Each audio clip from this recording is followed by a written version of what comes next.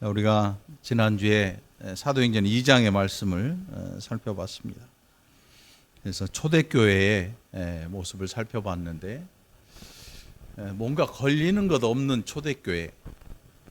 사실 이 세상의 모든 관계들은 뭔가에 걸려 있습니다.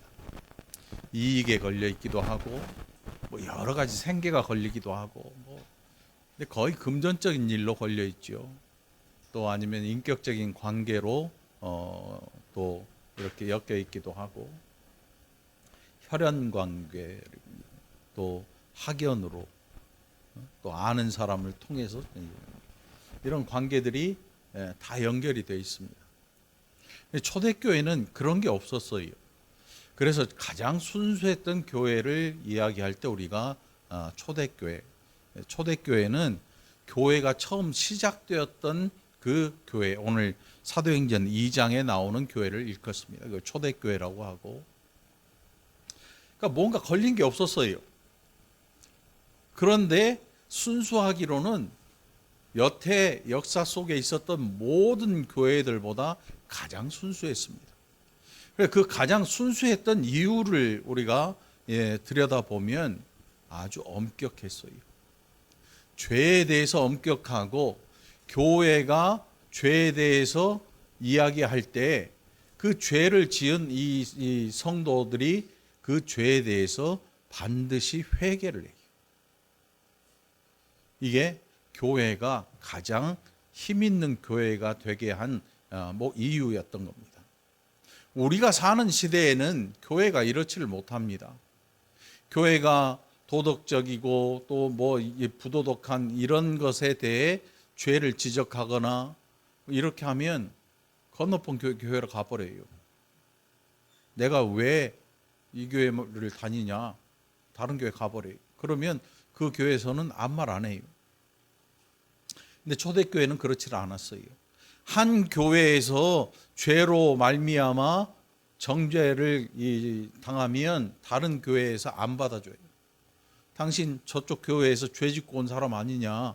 그러니 우리 교회에서도 당신을 그 죄를 회개치 않으면 받아주지 않겠다. 그래서 교회가 성도들을 치리하는 죄에 대해서 다스리는 문제에 대해서 굉장히 엄격했기 때문에 사람들이 죄를 짓지 않고 경건하게 살기 위해서 힘썼어요. 그게 초대교회의 모습이에요. 오늘 이제 본문 3장으로 넘어가서 이 초대교회가 시작하면서 아주 굉장히 큰 일이 일어납니다. 그 큰 일이 어떻게 일어나는지 우리가 살펴봅니다. 자, 3장 1절에 보니까 제9시 기도 시간에 베드로와 요한이 성전에 올라갔다, 이렇게 기록을 하고 있습니다. 여러분, 다니엘이 기도했던 거 기억하시지요? 다니엘 기도 시간이 언제예요? 3시, 6시, 9시. 이게 유대인의 시간이에요. 유대인의 시간에 3시면 언제냐면 아침 9시예요. 로마인들의 시간은 그냥 9시, 우리가 쓰는 게 로마 시간이에요. 근데 유대인들의 시간 개념은 아침에 해가 뜨는 6시가 0시예요. 자정이에요. 0시. 그래서 1시, 2시, 3시에서 9시가 3시가 되는 거예요. 그 6시는 몇 시겠어요? 밥시. 12시 점심때 배꼽 시계가 꼬르륵 하고 울리는 이 시간. 그게 자정이 아닌 낮 12시. 그게 6시간 후인, 해가 뜨고 6시간 후인 12시예요. 12시. 그러니까 이게 6시면 6시면 9시는 오후 3시가 되겠지요. 그렇게 유대인들은 3시와 아침 9시와 정오와 오후 3시에 기도를 했어요. 유대인들. 굉장히 경건하지요. 그 기도 시간을 맞추기 위해서 일하던 것을 다 불이 났게 정리하고 그 기도 시간에 반드시 기도를 해야 되니까. 그럼 우리가 우리나라에 들어온 근로자분들 가운데에 이슬람 교인들이 굉장히 많습니다. 이슬람 사람들이 많아요. 그래서 그분들이 이 시간이 되면 그들이 가져온 그 깔개가 있어요. 그걸 깔고 자기들이 섬긴 그 나라가 있는 그쪽을 향해서 절을 하면서 기도 시간을 가져요. 경건한 사람들은 반드시 기도해요. 또 금식 기간도 있어요. 그 금식도 하고. 근데 오늘 이 베드로와 요한이 굿이 기도 시간에 베드로와 요한이 성전에 올라갔다. 굿이니까 몇 시겠어요? 오후 3시죠. 오후 3시에 성전에 올라가면서 한 사람을 만나게 됩니다. 2절에 보니까 나면서 못 걷게 된 이를 사람들이 메고 오니 이는 성전에 들어가는 사람들에게 구걸하기 위하여 날마다 미문이라는 성전 문에 두는 사람이었다. 그럼 미문이 얼핏 잘못 생각하면 그냥 미천한 문이 아니에요. 미문은 아름다운 문이라는 뜻이래요. 아름다울 미자를 써서 미문이라고 이야기를 해요. 그러니까 그 문이 굉장히 화려하고 아름답게 장식이 되어 있는 그런 문이 2개가 있다고 해요. 저는 안 가봐서 모르는데 찾아보니까 그렇더라고요. 문이 2개가 있는데 일상적인 삶을 살아가는 사람들은 오른쪽 문으로 들어가서 기도가 끝나고 나중에 나올 때 왼쪽 문으로 나온대요. 그런데 슬픔을 당하거나 뭔가 어려움을 당한 사람들은 왼쪽 문으로 들어가서 나중에 나올 때 오른쪽 문으로 나온다고 그러더라고요. 그러니까 왼쪽 문으로 들어가면 사람들이 보고 힘과 용기를 주는 그런 말들을 해줬다 그래요. 그러니까 이 미문이라고 하는 곳에 항상 사람이 바글바글 많이 있었어요. 요즘 큰 교회 앞에 가도요, 사람이 별로 없어요. 주일이나 예배 시간 딱 되면 사람이 많은데, 근데 이 미문이라고 하는 곳에 항상 사람이 들거려요. 왜냐하면 여러분, 사람 많이 지나다니고 많이 모이는 가게세가 비싸요, 싸요? 백정태 한수 집사님, 비싸죠. 부동산 전문가가 비싸다 그러면 비싼 거야. 제가 본 그 제일 비싼 집이 어디냐면 휴대폰 가게야. 휴대폰 가게는 길 모퉁이 눈에 제일 잘 띄고, 그리고 역 앞에 있는 것 중에 제일 크고 가장 좋은 몫에 들어가거든요. 월세가 한 2천만 원, 2,500, 막 3천 그러더라고. 그걸 내놔봐 진짜. 응? 내놔봐. 옛날에 1,500인가 그랬는데 지금 2천만 원, 3천만 원 하더라고. 응? 지금도 그래. 응? 못 믿는 거야 지금 나를? 이상한 눈으로 쳐다보는데 나중에 우리 안수 집사한테 물어봐요. 진짜 그런지. 진짠가? 맞대. 미문이라는 곳에는 항상 사람들이 많이 들끓었어요. 그래서 거기에서는 사람들을 상대로 뭔가 할 수 있는 일들이 굉장히 많았다고 보면 돼요. 그런데 이 미문에 한 사람이 출퇴근을 하는데 그 출퇴근하는 방법이 뭐냐면 사람들이 들쳐메고 와요. 들쳐메고 와서 항상 있는 자리가 있어요. 거기에다가 내려놔요. 그러면 이 사람의 영업이 시작되는 거예요. 여러분, 정해진 자리가 있으니까 매다 놓은 사람들도 아마 이 사람과 가까운 사이일 것이고, 이 사람을 보호해 주거나 아니면 여기까지 데려다 주는 어떤 대가를 받거나 뭐 아무튼 뭔가 관계가 있으니까 그렇게 힘들여서 이 사람을 거기다가 내려놔 주겠지요. 뭐 불쌍해서 내려놓을 수도 있고. 정해진 자리. 여러분, 우리 교회도 정해진 자리가 있더라고. 정해진 자리가 좋은 게 아니에요, 여러분. 그 미문 앞에 안진뱅이 자리거든. 그 정해진 자리에 앉지 말고 여러분들 최대한 앞으로 바짝바짝 당기라면 싫어하니까 좀 다른 사람이 그 자리에 앉으면 그런가 보다 하고 또 다른 데 가서 앉고, 어느 교회 갔더니 자리 갖고 싸움 나. 진짜로. 여러분, 장날에도요 자리 싸움 나요. 야, 여기 내 자리인데? 근데 거기는 아파트 거지 자기 거 없어요. 근데 자기 자리야. 여기 있는 자리 중에 자기 자리가 없어요. 등기 떼어보면 그냥 중앙프라자 19-2번 중앙프라자 407호로 나오지 내 자리라는 게 없거든. 아파트도 마찬가지고. 근데 교회에서 자리 때문에 싸우는 분들이 있더라고요. 누가 와서 앉았는데 가더니 찔러. 그러니까 얼마나 놀래겠어. 교회 와서 기도하고 있는데 누가 옆구리를 확 찌르는 거야. 깜짝 놀래가지고. 어이, 가라는 거지. 저리 가라는 거지. 우리 교회는 그런 일 없기를 바랍니다. 그 미문에 앉아있는 안진뱅이의 자리는 고정이 안 돼 있으면 힘들잖아. 그 사람에게 주어지는 자리이니까 우리는 고정석 없이 누구나 앉을 수 있는 그런 좋은 아름다운 교회가 되기를 바랍니다.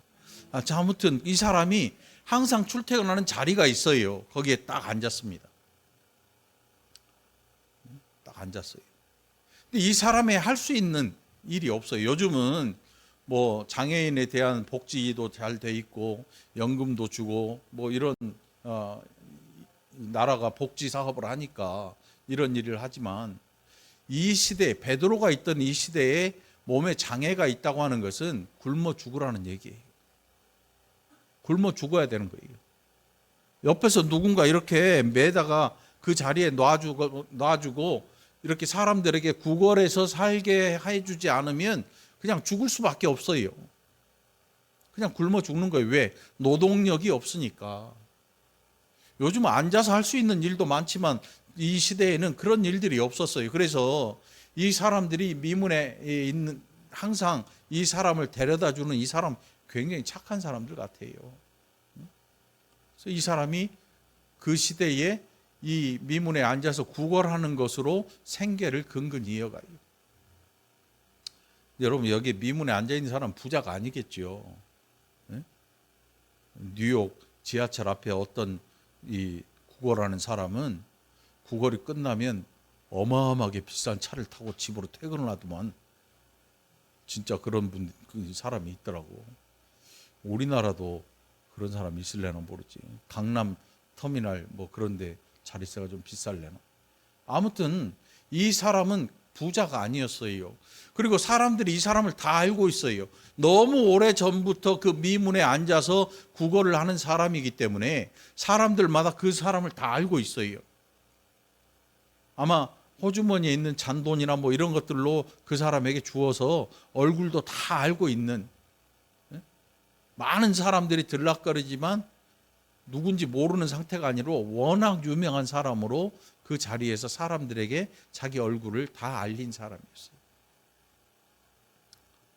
그때에 이제 3절 보니까 베드로와 요한이 성전에 들어가려 함을 보고 구걸했다.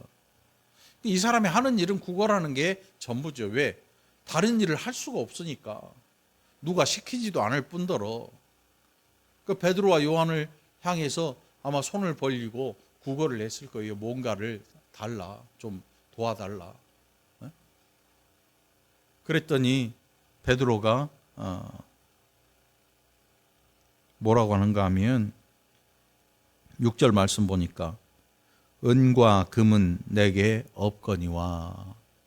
여러분 이 말에서 이미 이 미문에 앉은 이 안진뱅이의 머릿속에는 아유 진상들 이 생각 딱 날 거예요. 왜?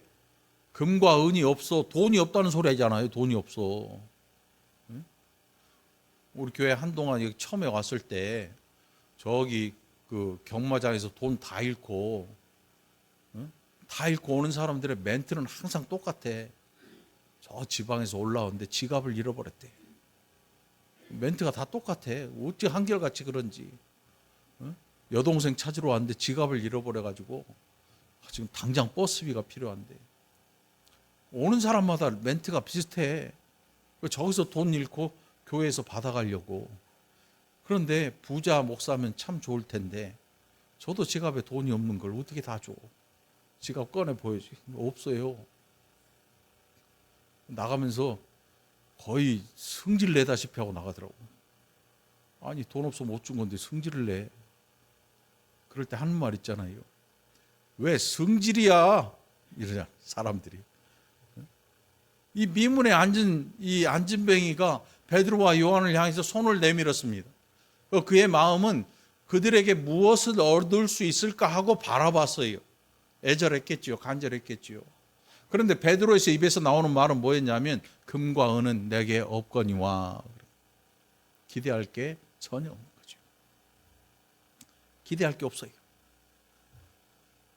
그리고 바로 나온 말이 뭐냐면 나한테 있는 이것을 너한테 주겠다. 내게 있는 이것을 내게 주노니. 베드로가 바로 말을 이어합니다. 그랬더니 낙심했던 이 안진뱅이가 한숨을 쉬고 땅을 쳐다보다가 갑자기 고개를 들어서 다시 바라봤겠죠, 베드로를. 그랬더니 나사렛 예수 그리스도 이름으로 일어나 걸으라 이렇게 얘기해요. 그리고 그의 손을 잡아서 끌어올렸더니 바로 진짜로 일어서서 걷게 됐어요. 걷는 게 나을까요? 앉아 있는 게 나을까요? 수입은 걷는 게 나을 수, 앉아 있는 게 나을 수도 있어요. 취지가 안 되면. 그런데 이제 그 당시에 일어난다고 하는 것은요, 사람들과 함께 걸어갈 수 있다는 거예요. 사회에서 이제 더 이상 등한시 되지 않고 차별받지 않고 살아갈 수 있는 건강이 다시 찾아온 거예요. 이 사람은 날 때부터 안진병이었으니까 걷는다는 걸 상상할 수도 없어요. 돈이 있어도 못 고치는 병이고 돈이 있어도 고칠 수가 없는 거예요. 그래서 이 사람이 벌떡 일어나서 걸어 다니게 돼요. 7절에 보니까 오른손을 잡아 일으키니 발과 발목이 곧 힘을 얻고 뛰어 서서 걸으며 그들과 함께 성전으로 들어가면서 걷기도 하고 뛰기도 하며 하나님을 찬송했다 그래요. 그러니까 거짓말같이 이 앉아있던 사람이 베드로가 나한테 금과 은은 없어. 그런데 나한테 있는 것 너한테 주는데 그 나한테 있는 게 뭐냐면 나사렛 예수의 이름으로 일어나 걸으라. 이 얘기를 합니다. 그러니까 베드로한테 있는 것은 일어나 걸으라 이게 아니고 나사렛 예수의 이름이 그에게 있었던 거죠. 여러분 예수님 믿으십니까? 잘 믿으시기 바랍니다. 베드로가 얼마 전까지만 해도 예수 안 믿는 사람이었어요. 예수를 따라다니긴 했어요. 그런데 안 믿었어요. 그래서 예수님께서 십자가에 달려 잡혀서 죽으시던 그때에 다 도망갔어요. 뿔뿔이 흩어져서 자기 살 길로, 자기 예전에 하던 길로 다 뿔뿔이 흩어져 다 도망갔어요. 예수님, 나 예수님하고 같이 죽을 각오가 돼 있습니다 했더니 베드로가 한 여종이 나와서 밤에 당신 저 예수랑 한 패지 물어볼 때 침 뱉으면서 3번이나 부인했던 사람. 응? 여러분 한번 생각을 해보세요. 이게 작은 일 아니에요. 아니 그럴 수도 있지. 그게 아니고 내가 여러분이 직접 그 일을 당했다고 한번 생각을 해보세요. 응? 우리 권금자 목사님이 어서 막 사람들에게 막 붙들려가지고 막 얻어맞기 직전인데 제가 가서 이렇게 가서 그 뭐 하시는 거야 하고 좀 도와주면 좋은데 호주머니에 손 놓고 이렇게 보고 있는 거야. 보고 있어. 권금자 목사님이 목사님 그러는데 나 모르는 사람인데 이래봐. 마음이 어떨 것 같아? 여러분들이 그 현장에 있었다면 마음들이 어떨 것 같아? 잡아 죽이고 싶을 거야. 그런데 예수님께서 그렇게 하지 않으셨어요. 이미 베드로에게 말씀을 해주셨어. 야 베드로야, 새벽닭 울기 전에 네가 나 3번 부인할 거다. 원망하려고 하신 말씀이 아니에요. 너 어떻게 인간적으로 나한테 그럴 수가 있니? 우리는 그러잖아요. 아니 지나가다 내가 어려운 거 봤으면 좀 도와주기라도 하지. 목사님 그렇게 안 봤더니 인간 말종이네. 분명히 이 말 나와요. 내가 어려움 당하고 있고 넘어져 있거나 다쳐 있거나 아픈데 보고도 못 본 척하고 지나가 버리네. 야 저거 인간 아니네. 이런 말 충분히 나와요. 그런데 예수님 그렇게 얘기 안 하셔요. 미리 말씀하신 이유가 베드로로 실족해서 아예 망하지 않도록 그 길을 막아주신 거예요. 베드로가 닭 우는 소리를 들으면서 머릿속에 그 생각이 퍼뜩 떠올라요. 예수님께서 하셨던 말씀, 베드로야 새벽닭 울기 전에 너 나 3번 부인할 것이다.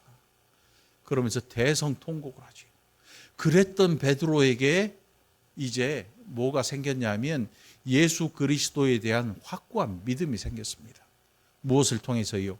우리가 앞서 살펴봤던 오순절 성령 강림을 통해서 베드로에게 정말 변치 않는 믿음이 그 안에 생겨난 거예요. 여러분, 좋은 믿음이라고 여러분이 가지고 있습니까? 그 믿음은 내 것이 아니라 하나님이 성령을 통해서 우리에게 주신 믿음인 줄 믿습니다. 그러니 감사할 따름이지요. 믿음은 신념이 아닙니다. 신념은 내가 뭔가를 굳세게 믿고 체제에 대한 어떤 신념이나 뭐 이런 거, 그런데 그건 언젠가 깨져버립니다. 누군가 아주 강력한 뒷받침할 만한 증거를 들이대고 이렇게 하면 부셔져 깨져버릴 수도 있습니다. 그러나 믿음이라고 하는 것은 깨지지 않습니다. 세상에 예수를 거부하고 예수를 못된 사람이다, 뭐 이상한 사람이다, 온갖 것들을 증거를 들이밀고 하는데 다 사실 거짓 증거거든요. 이미 예수님의 시신을 로마 군병들한테 돈을 줘가지고 제사장들이, 대제사장 가문의 사람들이 시켜요. 뭐라고 하냐면, 야, 예수 시체 없어진 거 있잖아, 예수 없어진 거 있잖아, 이거 사람들이 도둑질해 갔다 그래. 그리고 군병들한테 돈을 듬뿍 집어줘요. 그것이 계속 퍼져요. 그래서 야, 예수 시체 도둑질해 갔대 제자들이, 이렇게 말을 만들어요. 그런데 베드로는 알지요. 왜냐하면 그가 부활하신 예수님을 만났고 만져봤거든요. 그가 보는 데서 하늘로 올려주셨고 약속하신 대로 오순절에 성령을 보내주셨고 그 성령으로 말미암아 베드로는 이제 예수 그리스도를 확고하게 믿는 믿음을 가지게 됩니다. 우리가 믿음을 가졌다고 하는 건 뭐냐면 나사렛 예수 그리스도의 이름을 믿는 거예요. 예수 믿으십니까? 예수 믿으시기 바랍니다. 우리가 전하는 예수는, 야, 예수 믿고 나니까 내가 병이 고쳐지고 사업이 잘 되고 건강해지고 자식도 잘 되고 남편도 잘 되고 집도 큰 거 사고 차도 큰 거 사고, 이런 거 자랑하려는 게 아니에요. 복음은 예수의 이름을 자랑하는 거예요. 그러니 여러분의 일생에 예수의 이름만이 가득하길 바랍니다.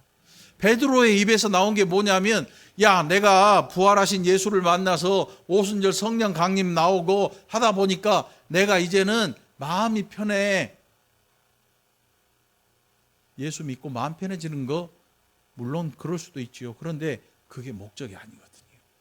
예수 믿고 병 고침 얻는 것, 그게 목적이 아니에요. 그걸 통해서 누군가를 정말로 확고하게 믿어야 되는데 그게 바로 예수님이에요. 예수님. 우리가 말하는 예수님, 베드로가 말한 나사렛 예수의 이름, 그 이름을 믿는 거예요. 예수 그 이름을 믿는 자들에게 하나님의 자녀가 되는 권세를 주셨어요. 오늘 저와 여러분이 그 권세를 가지고 살아가기를 간절히 바랍니다. 베드로에게도 그 권세가 생겼습니다. 그래서 베드로가 그 앉은 병인을 향해서 말합니다. 내가 금과 은은 없는데 내게 있는 것으로 당신한테 주겠는데 그것은 나사렛 예수 그리스도를 명하노니 일어나 걸으라. 그리고 그의 손을 잡아 일으킬 때 그의 다리에 힘이 들어갔습니다. 아무도 하지 못한 일이었어요. 선지자도 하지 못한 일, 어느 누구도 하지 못한 일, 그것을 사도가 하고 있는 것입니다. 베드로는 뭐 운동한 사람이 아니었어요. 베드로는 마사지 하는 사람도 아니었어요. 네? 여러분, 우리가 그러잖아요. 허리가 아파. 허리 엄청 아픈데 저 옛날 인천 어디 가면 신기하게 걸어 나오게 해주는 사람이 있었어요. 진짜 카이로프락틱이라고 하는 건데 그 사람 앞에서 치료 얘기하면 큰일 나요. 의료법 위반에 걸려가지고 치료는 아니라 그래. 절대 운동이라 그러더라고. 그 카이로프락틱으로 운동 치료를 해주는 거예요. 치료도 아니고 운동. 이렇게 들어갔던 사람이 나올 때 이렇게 나와 진짜. 그걸 내가 어떻게 하나 봤거든. 한 권사님 한 번 해준 적이 있는데 허리 펴지더라고. 박유순 권사님도 한 번 해준 것 같은데 2번 할 짓은 못 되더라고. 아무튼 찾아오지 말라는 거지. 아무튼 말이에요. 베드로가 그런 거 뭐 마사지 하거나 뭐 이런 사람이 아니에요. 뭐 하던 사람이냐면 그물 던져서 고기 잡는 사람이. 이게 그의 직업이었어요. 그런데 그 직업으로 다시 돌아갔을 때 예수님께서 그를 찾아오셔서 다시 부르셔요. 다시 소명을 주셔요. 배 오른편에 그물을 던져라. 밤새 그물 던졌는데 한 마리도 못 잡았던 베드로에게 예수님 나타나셔서 아침에 베드로야 오른편에 그물 던져라. 던졌더니 엄청난 고기를 잡게 되고 예수님과 함께 식사를 해요. 그리고 예수님께서 베드로에게 말씀하시죠. 내 양을 먹이라. 내 양을 치라. 내 양을 먹이라. 이게 베드로에게 주신 예수님의 말씀이었어요. 그리고 그 말씀을 들은 베드로가 오순절 성령이 강림하신 이후에 이렇게 변한 거예요. 사도들이 변했어요. 사도들이 다 뿔뿔이 흩어져서 각기 제갈 길로 가서 자기가 했던 그 일에 가서 다시 먹고 살기 위해서 일을 하는데 예수님을 부활하신 예수님 만난 이후에 그리고 성령이 그들에게 강림하신 이후에 그들이 변했습니다. 어떻게 변했냐면 두려움이 사라졌어요. 그들이 가진 세상에 대한 두려움 이게 사라져 버렸어요. 그러니까 세상이 깜짝 놀랍니다. 야, 이거 뭐가 얘 뭐 잘못된 거 아니야? 오순절 때 베드로가 길에 나가서 큰 길가에 가서 예수를 전합니다. 왜냐하면 이게 각오하지 않으면 할 수 있는 일이 아니에요. 왜냐하면 스데반 집사님도 설교하다가 돌에 맞아 죽었잖아요. 사울이 우리가 아는 바울이 거기에 증인을 섰어요. 신발 벗어가지고 나 이 사람이 죽일 만한 일을 한 걸 내가 증언 쓴다. 그래가지고 이 바울이 사울일 때에 그 일을 증인을 섰어요. 그래서 스데반 집사님이 율법 곧 신성 모독으로 거기 돌에 맞아 죽어요. 순교자가 돼요. 베드로도 마찬가지예요. 그런데 사람들이 깜짝 놀랍니다. 야, 나 저 외국에서 왔는데 이 사람이 내가 사는 나라 말로 얘기를 하는데 다 알아들어. 이게 막 혼자 샬라샬라 막 자기만 알아듣는 소리가 아니고 사람이 알아들을 수 있는 말들을 사도들이 다 하는 거예요. 성도들이 다 하는 거예요. 그리고 사도들이 달라졌어요. 두려움이 사라졌어요. 여러분, 예수 믿는 일에 어떤 사람은 부끄러움 느낍니다. 수치를 느낍니다. 예수 믿는 일이 감춰야 되는 일처럼 생각됩니다. 그래서 밖에 나가서 밥 먹을 때도 기도하는 것도 창피하고 주일날 교회 간다고 말하는 것도 창피하고 나 예수 믿어, 나 교회 집사야, 뭐 권사야 하는 이 말하는 것도 창피할 정도로 예수 믿는 일에 대해 뭔가 아무것도 없어요. 그냥 사람이 좋아서 나가서 만나고 사람이 좋아서 그냥 따라 나가고 친구가 나가니까 따라 강남 간다고 친구 따라 나가고 하다가 보니까 어느샌가 교회를 10년 20년 다녔는데 예수에 대한 믿음은 하나도 없는데 그래서 나가서 뭐라고 말하기도 부끄럽단 말이지. 제자들이 그랬어요. 예수님 3년 따라다니고 하시는 모든 일들을 다 지켜봤는데 그럼에도 불구하고 십자가 앞에서 다 도망쳐버리고 말았습니다. 오늘 이제 베드로가 변했습니다. 사도들이 변했습니다. 두려움이 사라진 겁니다. 그리고 그들이 자랑스럽게 예수의 이름을 꺼냅니다. 내게 은과 금은 없거니와. 여러분, 교회는 돈을 모으는 단체가 아닙니다. 돈 모으는 단체 아니라고요. 아멘들을 안 해요. 왜? 돈 없으면 싫어? 지난주 헌금 보니까 참 암담하더만. 50만 원인가 뭐 55만 원 헌금. 그러면 망하는 거지 교회. 근데 여러분은 안 망하지. 저만 망하지. 그러니까 걱정할 건 없고. 이 교회는 돈 모으는 데가 아니에요. 목사님 우리 적금 들어가지고 돈을 좀 만듭시다. 그래가지고 뭘 합시다. 물론 그것도 좋을 것 같기는 한데 우리가 모인 공동의 이 모인 목적이 뭐냐 하면 복음 때문에 모인 거예요. 돈 때문에 모인 게 아니에요. 교회가 돈을 좋아하게 되고 돈이 모이면요 반드시 일어나는 게 있어요. 교회가 힘을 잃어요. 무슨 힘을? 경건의 힘을 잃어요. 거룩함의 힘을 상실해버려요. 돈이라는 게 잘 사용하면 좋은데, 돈이라는 게 사람들이 욕심을 가지고 돈을 대하기 시작하면 그때부터는 무서운 일이 발생해요. 사람을 죽여요. 사람 잡어. 이게 돈이야. 돈 자체는 아무런 힘과 능력이 없어요. 그런데 이 돈이 쌓이고 모이고 하다 보면 그 주변에 있던 사람들이 이것에 욕심을 가지게 되고, 이것에 대해 아까운 생각과 이것에 대해서 여러 가지 생각을 하다 보면 그 생각이 다른 사람들을 해치는 그런 결과를 낳게 돼요. 이 지구 역사의 모든 교회의 역사를 살펴보면 교회가, 종교라는 모든 것이 그랬지만 특별히 교회가 돈이 많아지면 썩기 시작했어요. 베드로가 있을 당시에 초대교회는 돈을 모으는 교회가 아니었어요. 적금을 어디다 들겠어요. 오히려 저 멀리 있는 교회들이 어렵다고 하면 교회 안에 있는 모든 돈을 싸다가 갖다 줬어요. 그리고 이 초대교회는 사실 가난한 교회예요. 그래서 해외에 있는 교회들이 이 초대교회의 어려운 것을 알고 그것을 가져다가 자기들이 모은 것을 구제헌금으로 이 교회에 가져다 줄 정도로 돈에 욕심이 없었어요. 우리는 그렇지 않지요. 어느 선교사님들 보면 교회에서 선교비를 보내주는데 보고서를 계속 써야 된다. 그리고 성도들이 와서 다 그 눈으로 검사를 하고,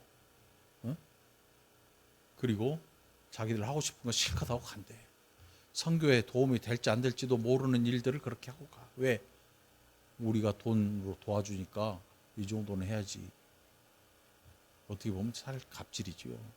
그런 거 하면 안 되는데.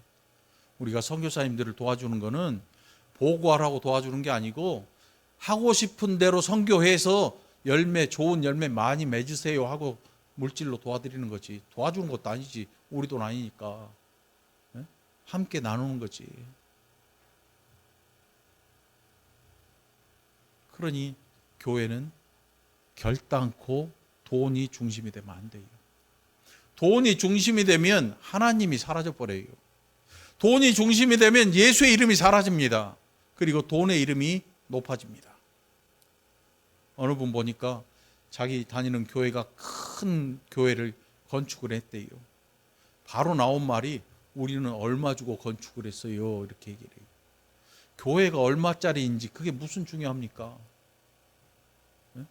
교회가 얼마짜리인지 몇 명이 모이는지 그게 중요한 게 아니고 교회에 예수의 이름이 있는가, 교회에 하나님의 영광을 받으시는가, 교회가 예수 그리스도의 이름으로 사람들에게 능력의 복음을 전하고 있는가, 이게 중요한 겁니다. 여러분,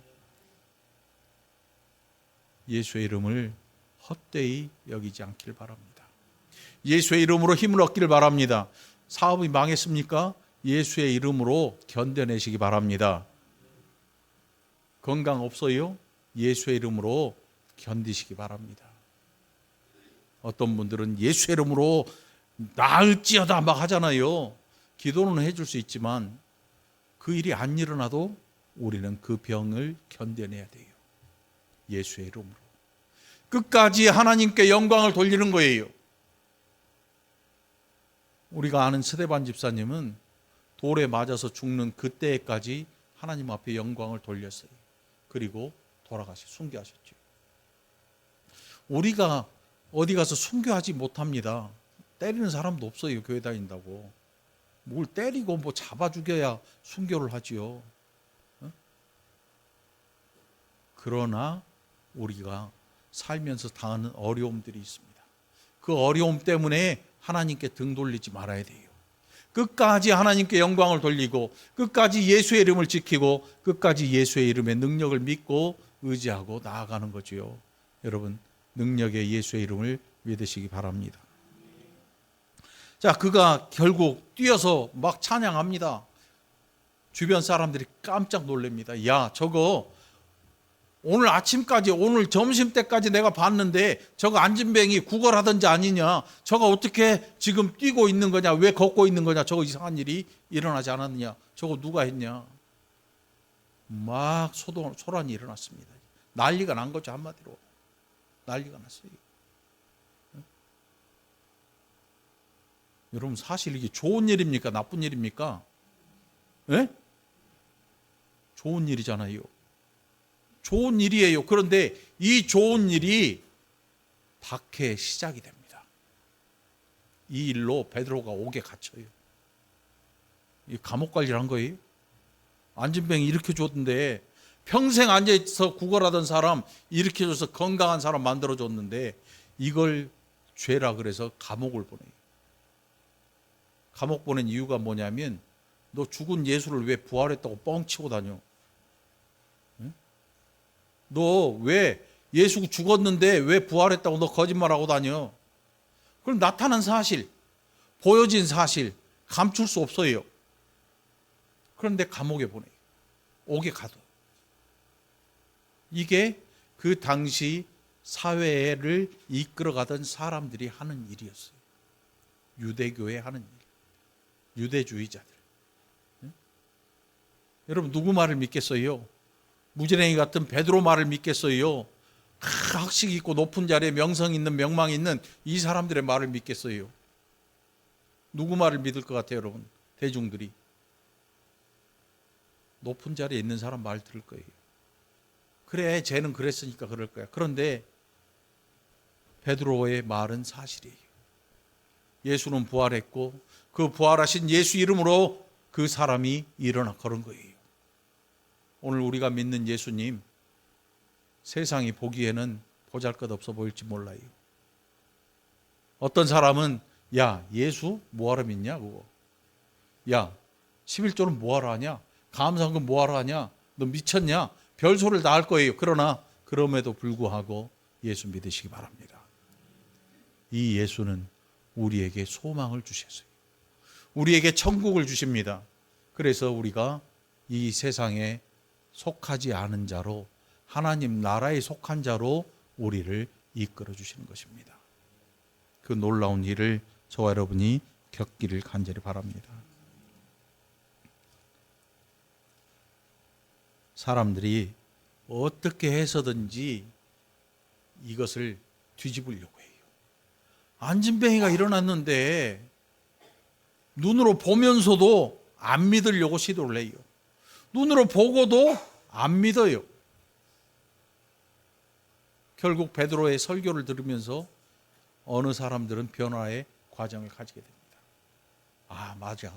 내가 예수를 잡아 죽이는데 나 동의했어. 불과 얼마 전에, 몇십 일 전에 예수를 십자가에 매달라고 내가 거기서 떠들었지.